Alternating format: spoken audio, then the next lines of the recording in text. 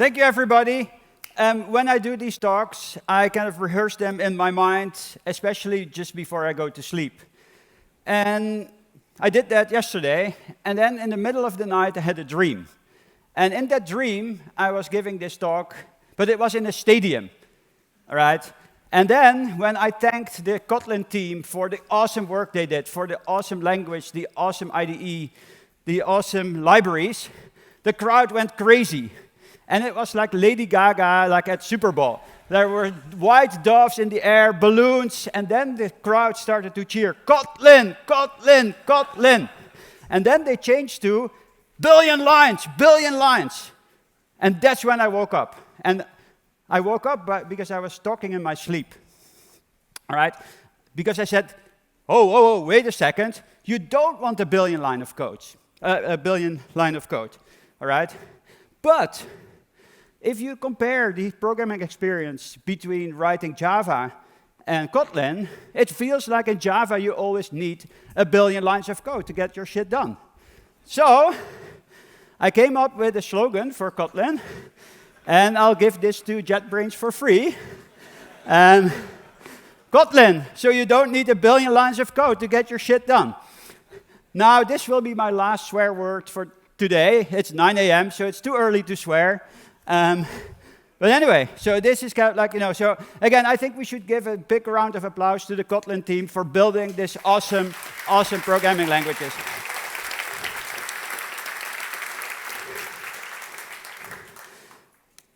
All right, so you all wondered about this title. I kind of showed the abstract just in the beginning. Maybe you had a chance to read it.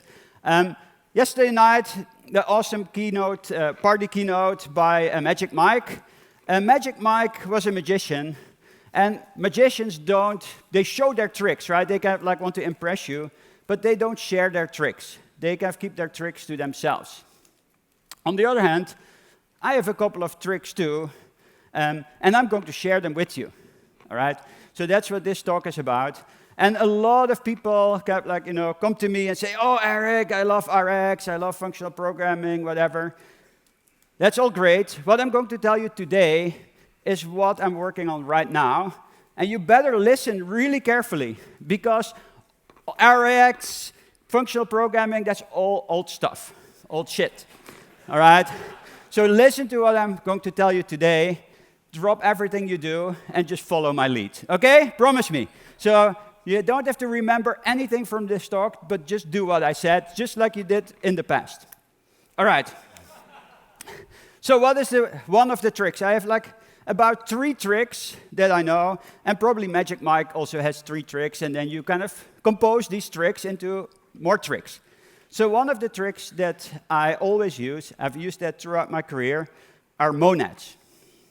Now you Google for monads, and then there's like tons of tutorials, and people make a big deal out of it. Very simple, right?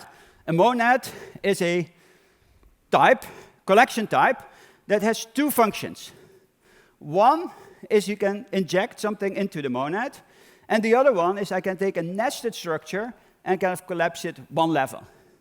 That's it. Now, if you look at these 2 functions, it's like crazy simple, right? So you think, how can this thing be so powerful? But this is like, one of my secret tricks that I use over and over again. And in my talk today, you will see kind of like, the next iteration of using the monad trick. The other thing is like on a meta level, this is kind of like what I do now at Facebook, and what I did kind of always. I'm trying to solve real problems, so I need to take a problem, but then I need to kind of like find a way to solve that problem. And the way I do that is I look at the academic world. I mean, like people like William Cook here, and I say, these are much smarter than me. Like my brain is the size of a peanut. They have like, they are like super smart. So I just look at their work and I say, what can I steal? So that's the first thing. I inject my problem into their work. But academics often, they need to write papers. They don't write production code. And they make things kind of like maybe a little bit too complicated. So the second thing that I need to do is flatten their work.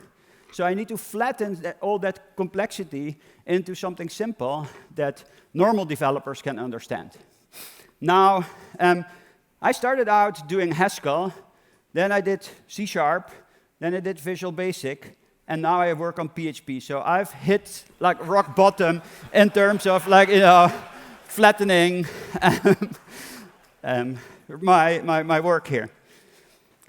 All right, now here's another thing. This is something that, I think is the curse of computer science. And I call it Sisyphus curse. This is the kind of Greek myth that this poor guy had to get, move this stone up the hill, and then when he thought he was up the hill, the stone rolls back. And that's kind of like what we face in computer science all the time. We have something that's kind of at the bottom of the hill, but the abstraction that we need is somewhere up the hill, and then we have to push that stone kind of up the hill, and then something happens, like the mood changes or the next JavaScript framework comes out, and then that stone kind of rolls back down the hill, and we have to start over. Don't you feel the same thing? You just spent 2 years learning, AngularJS, and then React.js comes out, and there's your stone kind of back at the bottom of the hill. Now, the way I look at this is something that, Tony Hoare came up with. Who here was born before 1972? Okay, so before most of you were born, people already knew about this problem. And so computer science, progress is pretty slow. But anyway, so here's the thing. So you want to have this kind of abstraction. So this is the f function there on top from A to B. That's the thing that you want. But what you have is something kind of more concrete. That's that function from x to y. And so many of the things we do, and this can be kind of concrete, like some code that you want to write.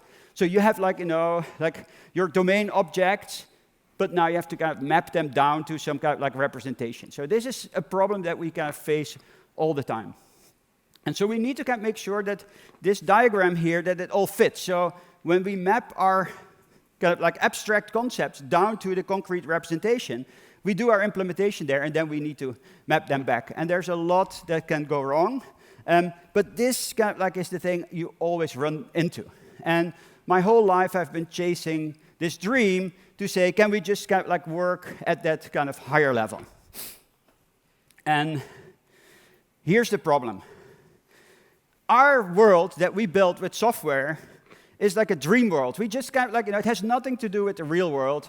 We just came up with something, and our objects, if you look in the heap of the JVM, or in the heap of whatever computer, this is what you see.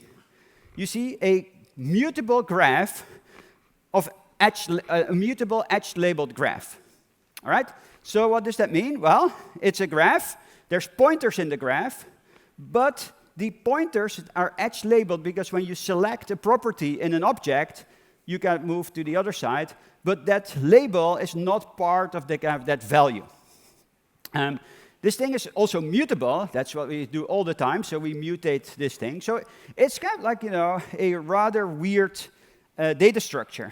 And it's really hard to have a nice, beautiful mathematical theory for that, to reason about that. So that's why we as computer scientists have to kind of reinvent all the mathematics to kind of reason about our programs. And people that built this building, they use kind of traditional physics to kind of model the building and make sure that it doesn't collapse. We all know how hard it is to write code that doesn't crash. And this is because we kind of arbitrarily dreamt up this kind of computational model because that fits the the physical machines that we run this on. The other thing is that if you look at all the functions that people use in physics or math, these are not really like the functions that we use in programming. So if you write a Kotlin function, it has nothing to do with a mathematical function. What we have is polymorphic side-effecting procedures, and they can be recursive, and the polymorphism can be arbitrarily nested. So this is like, a very, very complicated form of functions, because they're not even like real functions. All right, now that's the world we live in. That's the world we want to live in. That's like our beautiful abstractions. But now, when people try to kind of solve problems, they often kind of give us something at a lower level. And I'll give you a concrete example. If we run programs using this abstraction, once the program is terminated or the computer kind of like is turned off, that data is gone, right? Your RAM is not persistent. So what do you need to do if you want to keep that data around for the next run? We need a database. We need to store this data somewhere. Well, in the 1970s, Mr. Cott came up with this idea. It's like, oh, I know how to do this. Let's use some standard mathematics, namely relational algebra, and then I know exactly how to reason about these things, how to write queries over these relational databases, how to optimize them, and it's a pure and declarative language, and it's great. But for us programmers, this is hell, right? Because these tables don't match at all that mutable, recursive graph thing that we have in memory. And in 1984, Copeland and Meijer wrote a paper about like the OO relational impedance mismatch, and in my view, this is still not solved. But you can see now, if you look at that diagram, we need to take our objects, map it to these kind of crazy tables, do the queries there, and then map it back to our abstractions. And this is the curse that I'm talking about. So the thing that we know how to do well, that we know how to model well, that we know how to do efficiently, is at a different level of abstraction. And then it's up to us to kind of like fight that impedance mismatch. And I've wasted many years of my life to solve this. And at one point, my goal in life was to eliminate SQL from this planet. Maybe that's like the same as finding windmills. I don't know, because it started with SQL, then people talked about NoSQL, I tried to call it CoSQL, and now everybody talks about NewSQL. The circle is round, and SQL has never, was ever in danger. SQL still rules the world. And I think the reason is that you cannot beat the math. You can come up with some other form of database, but it doesn't have those beautiful properties that you can use to optimize and so on. So in retrospect, all this was a failed attempt. I wasted, 5 years of my life trying to do this. But one of the things that I keep trying is, if you look at these databases, and they're defined on a very concrete, in a very concrete way. So a relational table is something that where all the columns have to have simple types, right? You can store in a column, you can store strings, ints, whatever, decimals, dates, but usually, typically, you cannot store another table inside a column or inside a cell of a relational database. So now the question is, how can I abstract from that? And this is this is where category theory comes in. You go oh, Erik, this is crazy stuff. That's fine, because it didn't work. All right, it was kind of impossible to abstract, because it's all beautiful, but then it becomes really hard to implement. So if you're too general, it becomes hard to implement. I think there's an analogy that you can look at Kotlin, say, versus Scala as well. It's you Kotlin is the pragmatic approach, or you try to be too abstract, and then everything becomes fuzzy, it becomes hard to implement efficiently, it becomes hard to reason about. So you should always search for the golden middle. But again, I like to fight windmills, so I tried that. Now let's look at the programming language landscape today. All right? And I think there's been an explosion in programming languages. There was a little bit of a programming language winter for a while, But now, you cannot open your browser or another new programming language pops up. So, and another, and especially in the JavaScript space, there's like the frameworks, right? There's like very little difference between JavaScript and the frameworks. People can like identify the two. But even for for mobile development, you can choose many things. I know, of course, out of that list which you are choosing. And then on the server side, also people are kind of going crazy about Rust and Go. This concerns me because I think we're we're getting distracted. We're getting distracted by all these shiny new things. We have to learn all kind of new things, and we're getting slowed down. And we're missing the boat. We're really missing the boat. And this is why I said, listen carefully to what I tell you today, because if we're focused on all these kind of new shiny languages and whatever, we are really not paying attention to what actually happens. And so forget every other language, just focus on Kotlin and you will be fine, okay? So that's just, no need to worry about anything else. Because what is happening in the real world, all right? So we all are here and we turn coffee into code, right? That's what developers do. We drink lots of coffee and then we type something and it's code. The new way, and this is what everybody else outside this room is doing, is they're taking data, putting it into some mysterious algorithm called machine learning, and out comes a model, which sounds really special, but it's just code. Okay, so people out there are trying to automate us away because coffee is expensive. You want to have your single-sourced beans, and you want to have your triple latte with soy milk or whatever. Expensive. So people are out there. We have to be paranoid. They are out there to automate us away. And that's what's happening. And so if we get distracted by all these programming languages and frameworks, we are digging our own graves. Okay. This thing is called learning-based development. Okay? And there's a big difference between when I say models, and I said that's just a fancy word for code, that's not 100% true.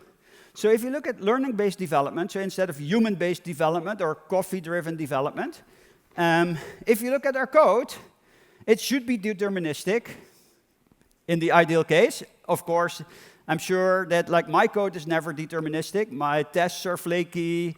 My code, I run it twice, it gives me a different answer. But the goal is really to have your code be deterministic.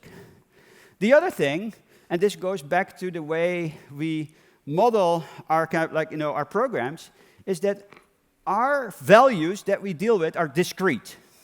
Okay, we have floating point numbers, but they are discrete, right? They are not the real numbers that we know from mathematics. So programming is deterministic and lives in a discrete world. Now, if you look at these models that these machine learning folks built, they have a lot of uncertainty. Because if I have a neural net that recognizes a face in an image, it will say, I think it's, Alice with, 80% probability, Bob with 10% probability, and Carol with 10% probability. So it doesn't give you a precise answer. It has a lot of uncertainty. And that is a very powerful thing. Imagine that, you could write your code where it doesn't have to return a precise value, like 42, but you could say, here, I return something, it's a value between 40 and 42. Wouldn't that be great? Well, that's exactly what these models do. And you think, oh, but that's cheating because, I need to be precise about my answer. Well, that's when you get, that's why you're losing. That's why humans are losing, because they rewrite the rules of the game by allowing things to be imprecise. And that's good enough, right? You do a Google search, you don't get the same result all the time. They rank it, whatever. It's good enough. So we have to stop thinking about our programs returning precise values. We have to kind of embrace this uncertainty. And this will free us up, and this will allow us to compete with the machines, because otherwise the machines are going to crush us. The other thing is that all these machine learning algorithms are based on continuous mathematics. So they are working on real numbers, of course, then represented by floating point numbers, but they make, as I will show a little bit later, they make like heavy use of this continuity. And now, this is all based on very old math, even older than, you know, the relational database stuff. It's based on Bayes' theorem, which is from like the 18th century, and calculus from the 17th century. Guess what? This Mr. Bayes, in what was it, 1783 or whatever, already was using monads. Doesn't that blow your mind? Let's go back. Let's look at this year here. 1763. This guy was doing functional programming using monads. It's mind-blowing. Anyway, so here, it's like, this, I will introduce a little bit of a notation here. So a probability distribution is something that is a collection type that has values of type A. If you look at the math, it can be discrete or continuous. If we use this for programming, it's usually discrete. So this can be a probability distribution over buttons, or a probability distribution over customers. And then there's this kind of weird thing here. And if you know a little bit about monads, you recognize the bind. And what this allows you to do is it allows you to take a distribution, an input distribution, a conditional distribution, which I write with this like vertical bar, and gives you a posterior distribution. All right? Now, I don't expect you to understand this. The only thing I tell you is I would reveal my tricks, and here is a trick that monads allow us to kind of like introduce uncertainty in our code. And if you look at how do we introduce asynchrony in our code? We use futures. Futures are monads. The probability monad isn't just another monad, and instead of expressing asynchrony, it expresses uncertainty about the results. So this is great, because this is one trick that we can now apply to kind of make this bridge to the machine learning world. Now here is kind of how these machine learning things work. I often compare it with automated TDD. So when you do TDD, we give you coffee, but also a set of tests, right? And then we say, here, take this set of tests and write code that kind of passes all these tests. What we usually don't do is that we keep some of these tests in our back pocket, and when the developer finally writes that code, we kind of run it through this other test to kind of see if they kind of did a good job. But this is what the machine learning folks do. Now, here's the question. How can you do this automated TDD and automate away, eliminate the human programmer? Well, they use some real ancient math, because what they do is they say, I need to come up with a function that takes the example inputs, maps it to the example outputs, and then when I run this function on another input that's unseen, it will compute a value. And what I'm going to do is I'm going to try to minimize the error between the value that this thing computed and the value that I expected. Right? And again, that's embracing uncertainty. In our case, we would say, the output is not the same, test fails, red, They say, the output looks more or less like the input. Great, good job. You see, embrace this uncertainty. Don't settle for the answer has to be precise. That's why these machines beat us. All right, now what is the math? Well, this is called backpropagation. And really, if you look at the neural net, it's a composition of functions. They call them layers, and they call them deep layers.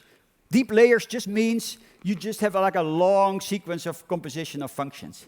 But they have these fancy names, it's neural nets, deep. We should be more creative with our naming too.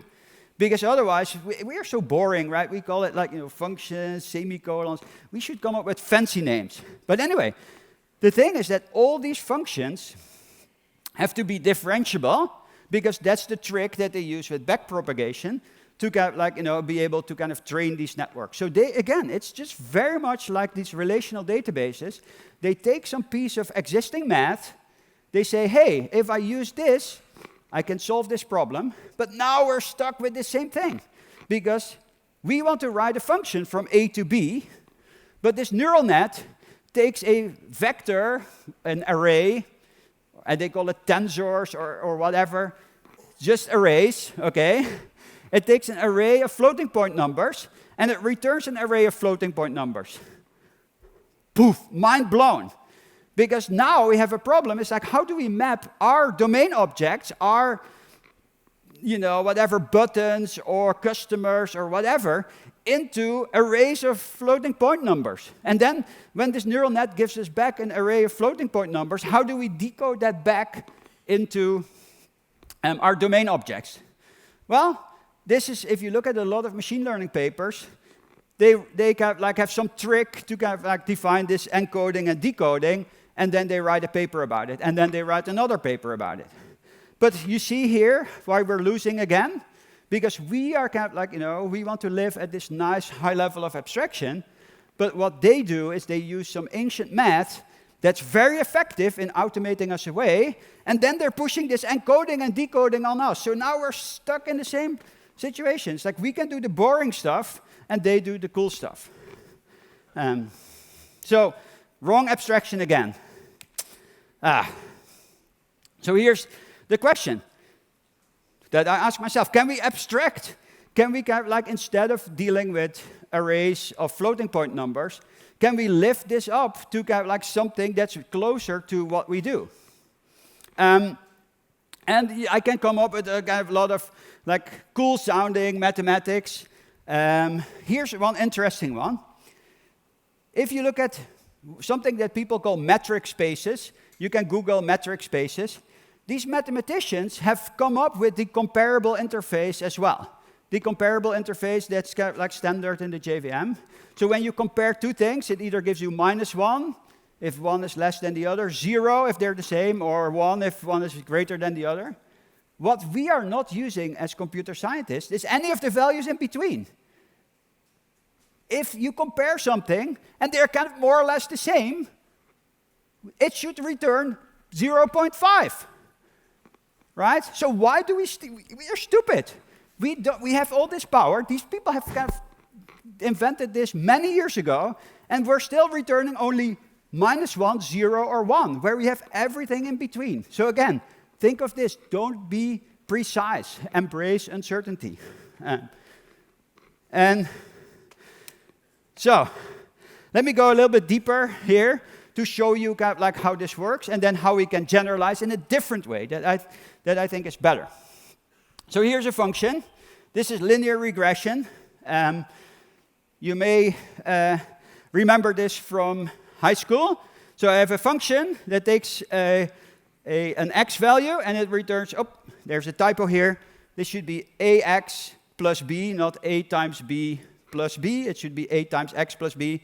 We need IntelliSense or autocomplete for handwritten slides. And now, if you fill in this formula that I did before, given training data, you're trying to find A and B that minimizes the error. Okay? This is just filling this in. Then they use something called gradient descent. So what you do is you have to differentiate these two functions. You have to differentiate it with respect to A and differentiate it with respect to B. And then the pair of these two functions is called a gradient. Again, they use all these cool names. We should be more creative by coming up with cool names. All right? And then what they do is something super imperative. They they initialize A and B to some random values. Then they run through all the training data, and then they update the weights based on these two derivatives, on that gradient, and then they return the resulting A and B, and then now you're done. So you see, this is super imperative, right? You're running through the training examples, updating your weights, and then you're done. This feels dirty to me, right? Why are we doing this? Use this crazy math, whatever. So, Another trick that I use is duality. And let's apply duality here. And the duality here is that, like, instead of minimizing this function, let's maximize some probability, right? And you can take any book on machine learning, and it will kind of give you all the details. But again, I'm just showing you another trick. Unlike Magic Mike, I'm sharing all my tricks, okay? Duality. So instead of minimizing this loss function, let's try to maximize a probability and then see how we can generalize this idea of training neural nets. So how do we do that? So what we were trying to do with this gradient descent is we're trying to find values for a and b such that that function, a times x plus b, kind of fitted all the training data that we gave it, right? Now, why don't we do the following? Let's just guess a and b. So let's have a probability distribution, that Monnet that I just showed you a few slides ago, and let's just guess a and b. Let's define a function. Defined here, I do it right, so there's no typo here. So I define a function in terms of a and b. Then, because the training data doesn't really match exactly the values, because it's noisy, so I get some noise. And then I go through the training data, and then I weigh the value for a, b, such that the closer the f of x is to y, the more I like that function f. All right? So I'm waving my hands a little bit here, but you see that thing fx, is approximately y with an e below. The closer fx is to y, the more this thing favors that function. Right? The higher probability it gives to that function. When you run this, it returns a function. Look at this. So instead of looking for weights, I'm now computing a function. And that's exactly what I want. And look how declarative this looks. I mean, this is like a LINQ query. And since this is a monad, since I was talking about the probability monad, this I can write queries like this. If you really want to know how this works, you Google Bayesian linear regression, and then you can spend weeks trying to understand what it does, and you will be happy that I explain it here to you. All right. Now, I always say there's no good talk without actually showing code, so let's show you some real code here. There's a language called Web People, if you Google for that. It's a JavaScript-based probabilistic programming language. So it's a language that has probability distributions built in, just like with asynchrony, where you have futures. This is a language that has probability distribution built in. And here you see, if you look carefully, you see that this code looks very similar, right? So I have two normal distributions or Gaussian distributions. I sample a and b from that. I define my function f, which is, there's a typo. Oh, why? Oh, no, I use m instead of a. I don't know why. Anyway, then I have the noise thing, and then I map over all the training data, and I'm trying to minimize that error, and then I return the function. And then when I get that function, I can now use that function to predict on new values. And so I can try to see what is the value for 4. And you see the training data goes from 0 to 3. And you can guess what A and B are, right? And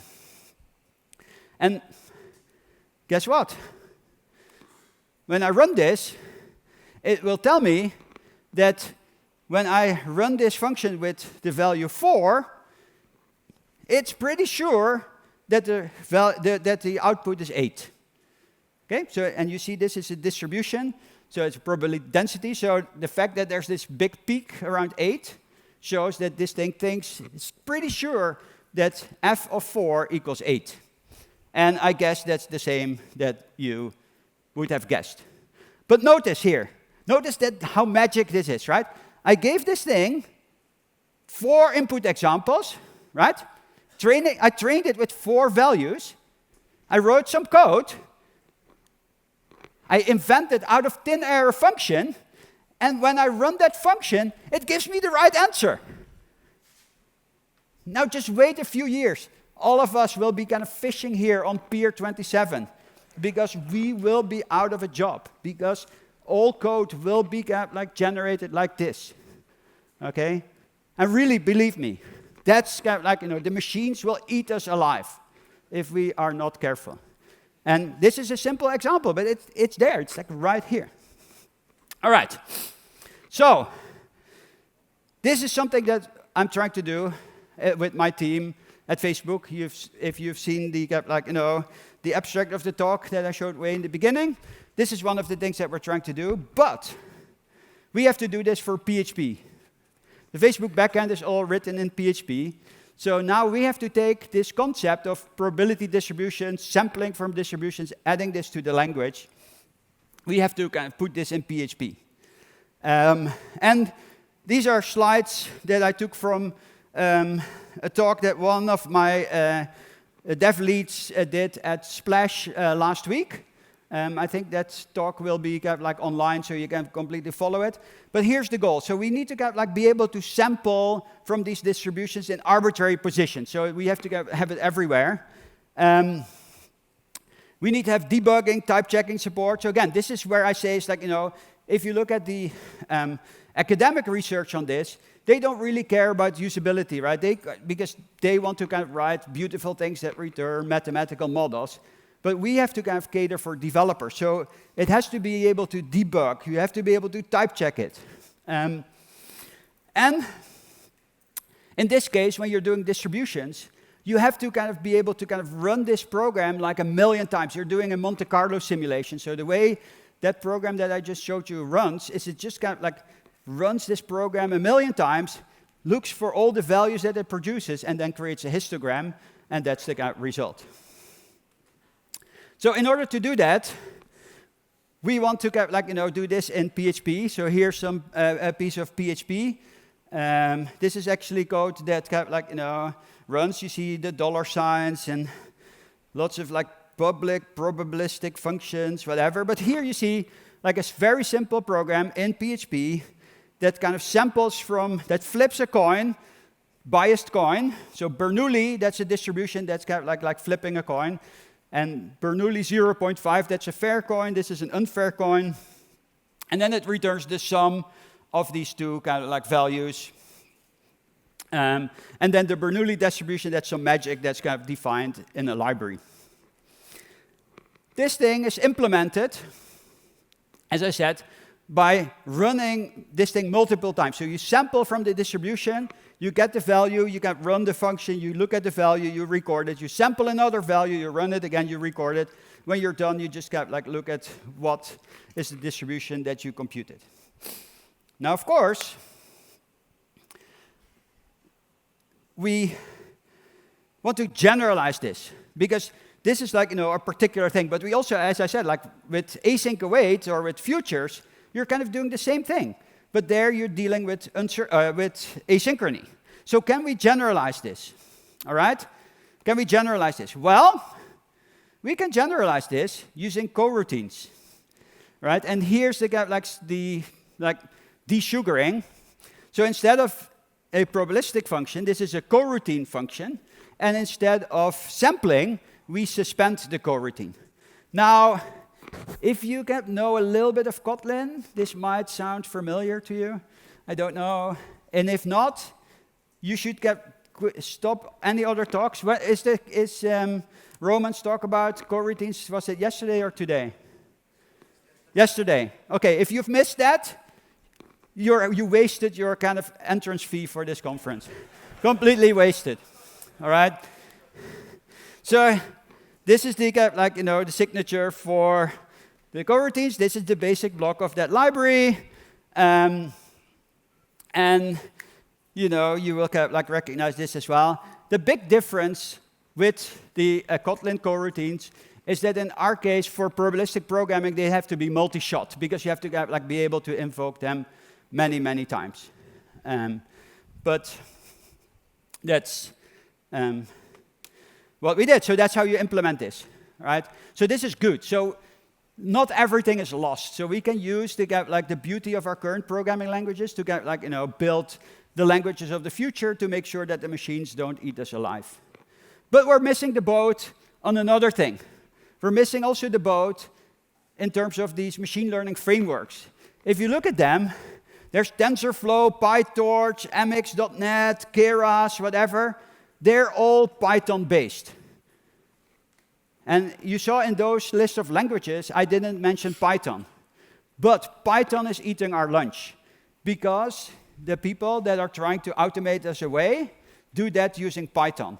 And there's very few of these machine learning frameworks for other languages. So if anybody here feels inspired, go build something like TensorFlow using Kotlin, and then we can fight the machines together.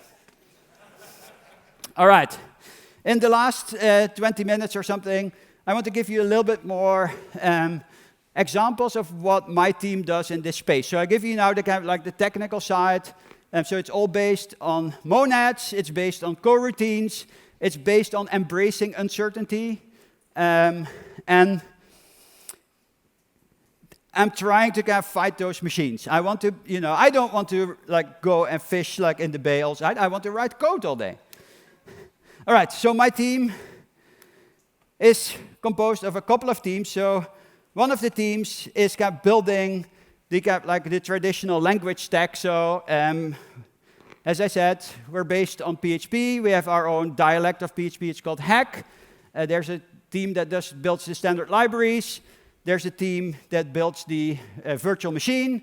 So think of this in the kind of like Java world. This is Java C, JDK, and the JVM. And then there's also the Flow team, which is kind of like similar to Hack.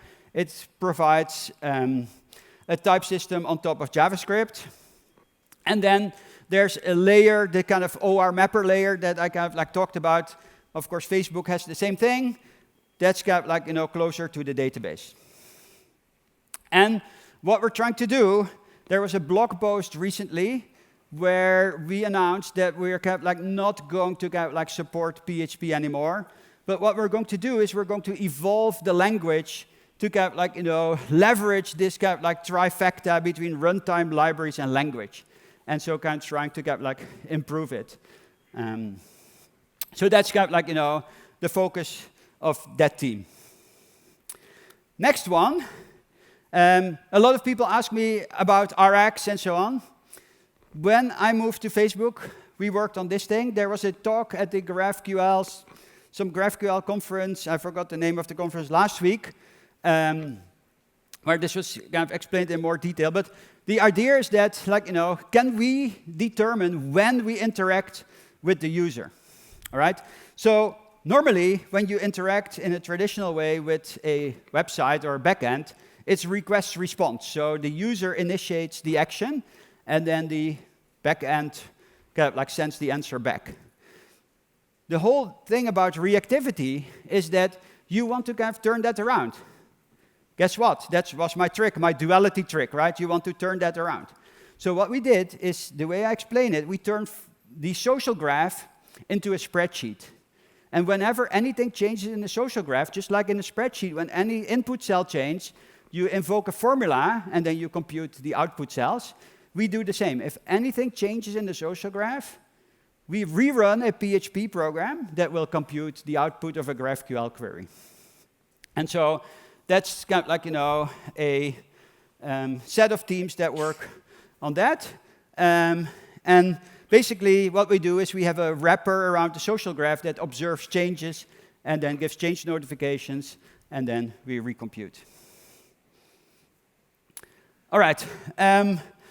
So one of the things that we want trying to do there is when you kind of like have control over when things happen, you kind of like shift things around. So you kind of like have a little bit more flexibility of what you do. Now, this is what I show you here is the thing that I really want to do. And this is also where it ties back to all the things that I talked to you about uncertainty and probabilistic programming and machine learning. If you look at applications like Facebook or Google Search or many other things, what they're trying to do is based on the user's input and the user state.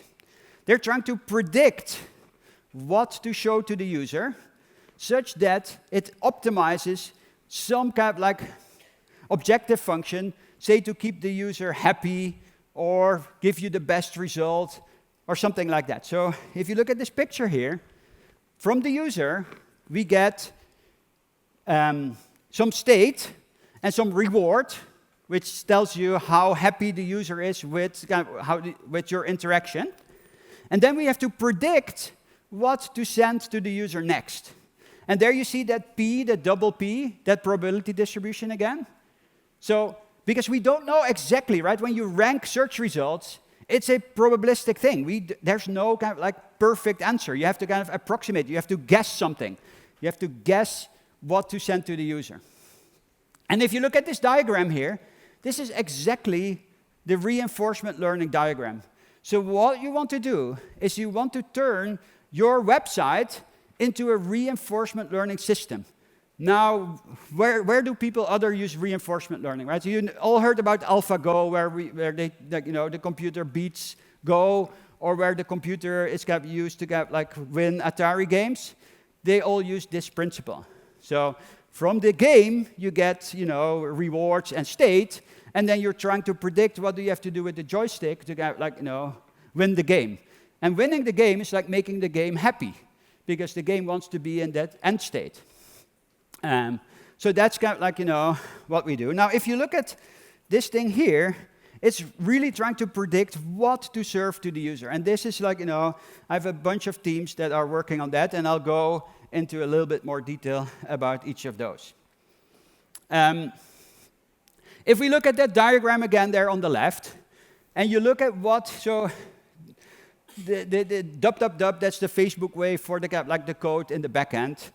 If you look at that code, so I'm responsible for building the languages and tools that the Facebook developers use to write that code.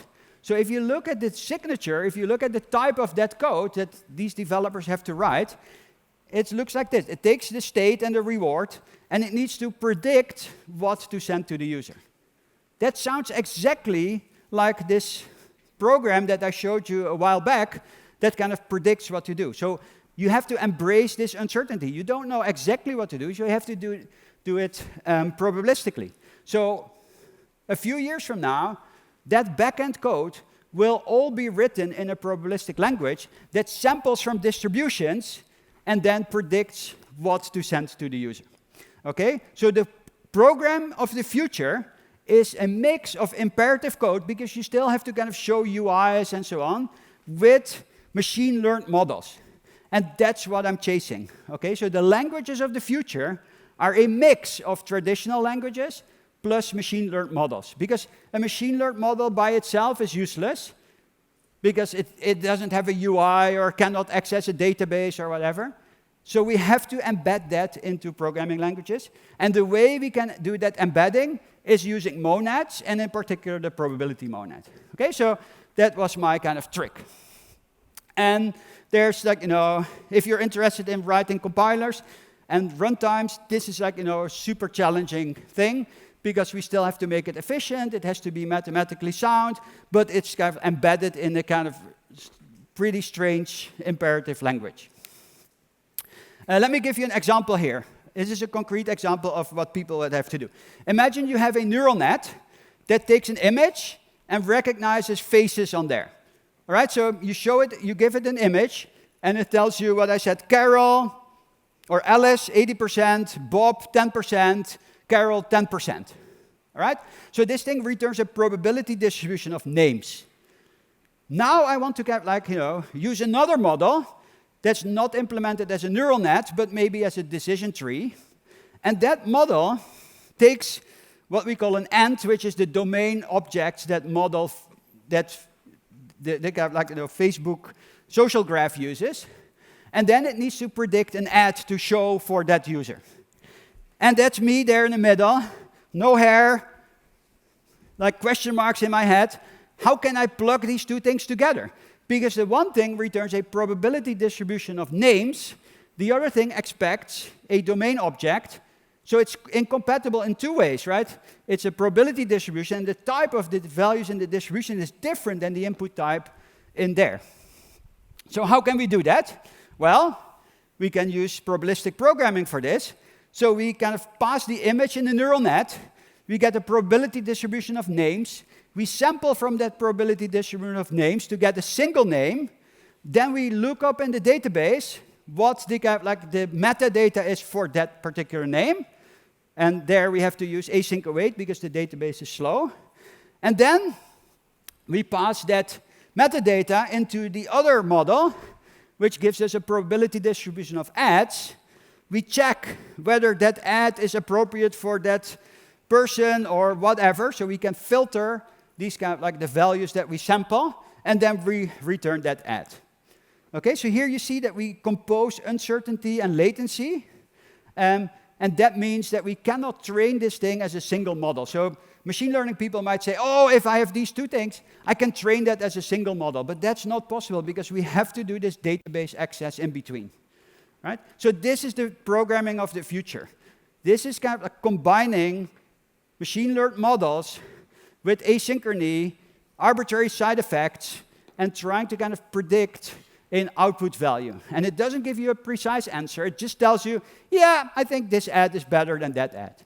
Okay, so embrace this uncertainty. Don't try to compute precise results. Now, the consequences of these things is huge. Because look at these two distributions here. There's one that has high peak. The other one is a little bit lower, but the value at that kind of highest point is the same. If my program computes the bottom one, where I expected the top one, is that a bug? Is this program now, should I kind of fire the developer that trained this model? I don't know. But again, I cannot write my tests by comparing two values. It's like, oh, expected was 42, it gives me 41, red. No, it gives me now a distribution, and it gives me a different distribution. So now, what is a failed test becomes rather different. If you look at neural nets, these are kind of a bunch of weights and hyperparameters. How do I put these things in source control? I've trained a neural net 3 weeks ago, and that's the one that I need. Oh, holy shit, where do I go? Can I put them in GitHub? I don't know. How do you debug this stuff? How do you mix training and build systems? So this is a whole new kind of set of challenges in our software process. And none of these are solved, and the machine learning people are not thinking about this because they're not developers. So we have kind of solved this for traditional programming, but we have not solved this for this hybrid world where we have machine learning and imperative code together. So one of my teams is called Machine Learning Experience, and they're trying to build tools to kind of do this learning-based development, so to kind of make this kind of on par with how we code today. Now here's the other thing. Instead of doing this diagram of reinforcement learning for users, why don't we kind of do it for developers? So can we use machine learning to make developers more productive? And let me give you an example here. Say that you have some traditional static analysis, and that says oh, here, there's a possible kind of null pointer exception here, because at this point, something can go wrong. I always hate these things, because it tells me something is wrong, but the system doesn't help me to fix it. What if we could look at all the fixes that people have done in the past and use that as training data to suggest a fix for this problem right now? Okay? So now, this thing can, using machine learning, it can look at how people in the past have fixed this particular warning or error, and then suggest to me, oh, here's how you can do it. Now, the great thing is that it can run this analysis again, so it can filter out all the fixes that don't fix the problem. Right? So this is super useful. So here's a way how you can use this machine learning to make developers' lives easier. I should never have to kind of fix the same error as my colleagues have fixed before, because the IDE should be intelligent and learn from that. Let me give you another example. And And I'm running out of time, so I have to go a little bit fast here. So if you look how these neural nets translate English to French, what they do is they use something called sequence-to-sequence translation. And what they do, you saw this thing where I say have this encoder, decoder stuff. What they do is they feed in a stream of tokens, and out comes a stream of tokens in a different language. Now, this neural net doesn't understand English, it doesn't understand Spanish, it's just trained by feeding it streams of tokens and then translating that into other streams of tokens. But guess what? Our compilers are very good at dealing with streams of tokens. That's what a scanner does. So can we predict, instead of doing autocomplete when you write x dot, can we predict when you're trying to write an assignment, when you write val x equals, can we predict what expression you're going to write? Wouldn't that be great? Wouldn't that be great? You go tap, tap, tap, tap, tap, tap, tap, tap, tap, tap, tap, tap. Your program writes itself. Well, this is how you do it. You kind of train your program here on, you make it translate the stream of tokens that is the context of your assignment statement. That should not be an arrow, that should be an equal sign. It translates that in the completion of the right-hand side of that equal sign. And you can do this. Now, the thing is, again, here's where theory and practice meet. Because if you use a standard neural net, and you have to do that in the IDE, then on every keystroke, you have to run this prediction of the neural net, and that's too slow. So while this may work in principle, in order to make it really usable, you have to kind of do more ad hoc things. But again, conceptually, we can predict exactly what you're going to type. Because the code that you write is very similar to the code that he wrote yesterday. So let's learn from that. And then in the future, we can go, we don't tell our managers, but we go tap, tap, tap, tap, tap, tap, tap, and then we can go fishing if we want to go fishing. All right? Here's another thing. If you want to know an answer to a programming question, where do you go? Stack Overflow. But most Stack Overflow is only for stuff out there. What if you want to do a Stack Overflow inside a company? Well, let's replace the human experts by machines. So when I want to say, gee, how do I hide the keyboard in React Native? I want to write that text, and then I want this neural net to predict, this is a piece of code that will do that. And how is that trained? Well, that's because many people have tried to solve the same problem. So this thing uses internally word2vec, so it maps the words in that input query into some vector space, uses that to find the code, and then maps that back into a piece of code that it shows you. Here's another one. I'll skip that one, given the time. Facebook, like Google and many other companies, has a monorepo. So it means that there's one giant repo of code. Now, if you make a change, then in principle, you have to recompile the whole world. So your change is the one there, the black spot in the middle.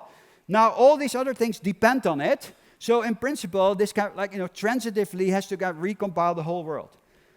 Now, if you're a little bit smart, and you look what's going on, and you draw that graph that shows the probability that the unit test will fail compared to the distance in that graph from your original change, you will see that it first goes up, and then at some point it goes down really quickly. And if you're far enough away, none of your tests will fail. So what that means is that you really don't have to recompute the whole world. Because maybe something changed, like a transitive dependency changed, but that is not going to fail. Think of this. If somebody changes the network library, that will probably not break your UI program, even though transitively you depend on the network library. And so why does it go up in the beginning? That's a little bit concerning. Well, the reason is that people don't write enough unit tests.